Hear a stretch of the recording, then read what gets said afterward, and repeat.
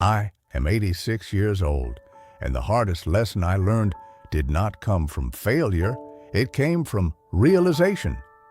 There is a difference. Failure teaches you quickly. It hurts, but it is clear. You know what went wrong, you adjust, you move forward. Realization is slower, it arrives quietly. It shows you what you lived with for years without noticing. It reveals patterns you repeated, decisions you justified, and moments you overlooked. By the time realization arrives, the opportunity to change some of those things has already passed. That is why it is harder. For most of my life, I believed I was doing things correctly, I was responsible, I worked hard, I stayed consistent, I avoided unnecessary risks. From the outside, everything looked stable. Inside, something was missing. I did not know what it was at the time. I assumed it was temporary, a phase, something that would resolve itself once life became less demanding. Life did not become less demanding. It changed form. There is always something to manage. Work becomes responsibility. Responsibility becomes routine. Routine becomes habit, and habit becomes identity. That is where the problem begins. You stop asking whether the life you are living still reflects who you are. You assume that consistency equals correctness. It does not. The hardest lesson I learned too late is this: living correctly is not the same as living honestly. For years, I made decisions based on what seemed right, what was expected, what was reasonable. I chose stability over uncertainty. I chose predictability over exploration. I chose approval over authenticity. None of those choices were wrong on their own. But repeated over decades, they created a life that felt safe and distant at the same time. Safe from risk, distant from meaning. I told myself that I would adjust later, that once responsibilities eased, I would have time to explore what I truly wanted. Later is a comfortable idea. It allows you to postpone without feeling like you are refusing. I postponed conversations. I postponed decisions. I postponed parts of myself that felt inconvenient. I did not refuse them. I delayed them. Delay is subtle. It does not feel like loss in the moment. It feels like patience. It feels like discipline. It feels like maturity. But delay accumulates. Years pass. Circumstances change. Energy shifts. Opportunities narrow. What you postponed begins to feel less accessible. The hardest part is not losing something suddenly. It is realizing that you had access to it for years and chose not to act. I remember moments when I felt a quiet discomfort, not strong enough to disrupt my routine, but strong enough to be noticed. A conversation that needed honesty, a path that felt more aligned, a decision that required courage. I recognized those moments. I ignored them, not because I did not care, because I believed there would always be another opportunity to address them properly. There is not always another opportunity. That is the lesson. Time does not remove options all at once. It reduces them gradually. At 30, a decision feels flexible. At 50, it feels more defined. At 70, it feels fixed. By 86, many things are no longer decisions. They are outcomes. You look at your life not as something you can shape, but as something you have already shaped. And then you ask yourself a difficult question. Did I live the way I truly wanted, or the way I believed I should? That question does not have a simple answer, because the life I lived was not wrong. It was structured. It was stable. It fulfilled responsibilities. It met expectations. But it did not fully reflect me. That gap between responsibility and authenticity is subtle when you are busy. It becomes obvious when you are still. At 86, there is more stillness than there used to be. With that stillness comes clarity. Clarity does not change the past. It changes how you see it. I began to understand that many of my choices were influenced by fear, not necessity. Fear of uncertainty, fear of disapproval, fear of disrupting stability. Fear rarely presents itself clearly. It disguises itself as logic. It tells you to wait. It tells you to be careful. It tells you to stay where you are because it is reasonable. Reasonable decisions can lead to an unfulfilled life if they are not balanced with honesty. I did not learn that balance early enough. In the next part, I will tell you what this lesson actually changed in me and what you can still do differently while your options are still open.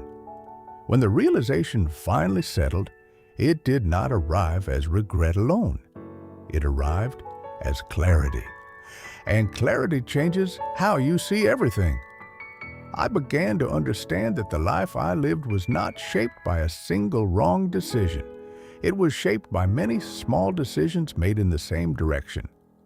Safe decisions, predictable decisions, expected decisions. None of them felt harmful in the moment. In fact, most of them felt responsible. That is what makes this lesson difficult. You can build an entire life that appears correct and still feel that something essential was left unexpressed. The change in me did not happen suddenly. It began with a simple shift. I stopped asking what was expected of me and started asking what was true for me. Those two questions are not the same. For most of my life, I responded to expectation. I considered what others needed, what situations required, what outcomes were considered appropriate. That approach made me dependable. It made me consistent, but it did not make me fully present in my own life. When I began asking what was true for me, the answers were not dramatic. They were small and often uncomfortable. I realized there were conversations I avoided because honesty might create tension. I realized there were interests I abandoned because they did not seem practical. I realized there were parts of my personality I kept quiet because they did not fit the role I had built. These realizations were not new. They had been present for years. I had simply chosen not to act on them. The lesson is not that you should reject responsibility. Responsibility is necessary. It gives structure to life. It allows you to support others and maintain stability. The lesson is that responsibility should not erase identity. When responsibility becomes your entire identity, you begin to disappear inside your own life. You become useful, but not fulfilled. You become reliable, but not understood. You become present physically, but distant emotionally. I lived that way for many years without recognizing it. At 86, the cost of that pattern becomes clear, not in dramatic loss, but in quiet absence. Absence of certain experiences, absence of certain conversations, absence of a deeper connection with myself. There are things you can still change late in life. You can speak more honestly. You can appreciate more openly. You can let go of unnecessary pride. But there are also things that become limited. Energy changes, opportunities narrow, time feels more defined. That is why I say this lesson came too late. Not because change is impossible, but because some possibilities belong to earlier stages of life. If I understood this earlier, I would not have made extreme changes. I would have made small corrections consistently. That is the part people misunderstand. You do not need to disrupt your entire life to live more honestly. You need to adjust your direction in small, consistent ways. Say what you mean when it matters, instead of postponing it. Choose what aligns with you. even if it is not the most approved option. Allow yourself to explore interests without requiring them to be productive. These actions are small, but they accumulate. The same way delay accumulates into regret, honesty accumulates into alignment. Another change I experienced was in how I viewed fear. Earlier in life, fear influenced my decisions quietly. It presented itself as caution. It encouraged me to avoid unnecessary risk. It suggested that stability was always the better choice. At 86, I can see that many of those decisions were not about safety. They were about avoidance. Avoidance of discomfort, avoidance of uncertainty, avoidance of being seen differently. Fear reduces options over time. The more you avoid, the smaller your world becomes. That reduction is gradual. You do not notice it immediately, but years later, you realize that your range of experience has narrowed. The lesson I learned is not that you should remove fear. It is that you should recognize it. When you can identify fear clearly, you can decide whether it is protecting you or limiting you. That awareness changes your decisions. There is another truth that becomes clear at this stage of life.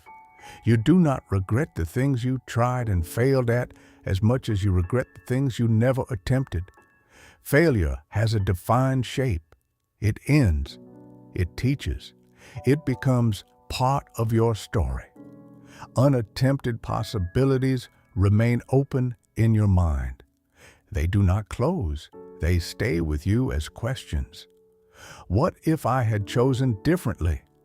What if I had spoken honestly? What if I had taken that path?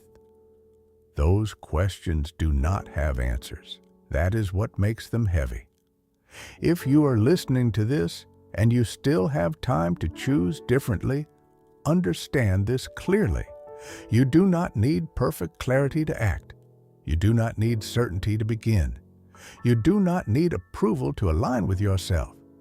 You need honesty. Honesty with what you feel. Honesty with what you want. Honesty with what you are avoiding. The hardest lesson I learned too late is not about success or failure. It is about alignment. When your actions reflect who you are, life feels meaningful even when it is difficult. When your actions are disconnected from who you are, life feels incomplete even when it is stable. But I can understand them, and understanding brings a quiet form of peace. Not because everything was perfect, but because the truth is finally clear. If you can reach that clarity earlier than I did, you will not need to carry the same weight. That is why I am telling you this now.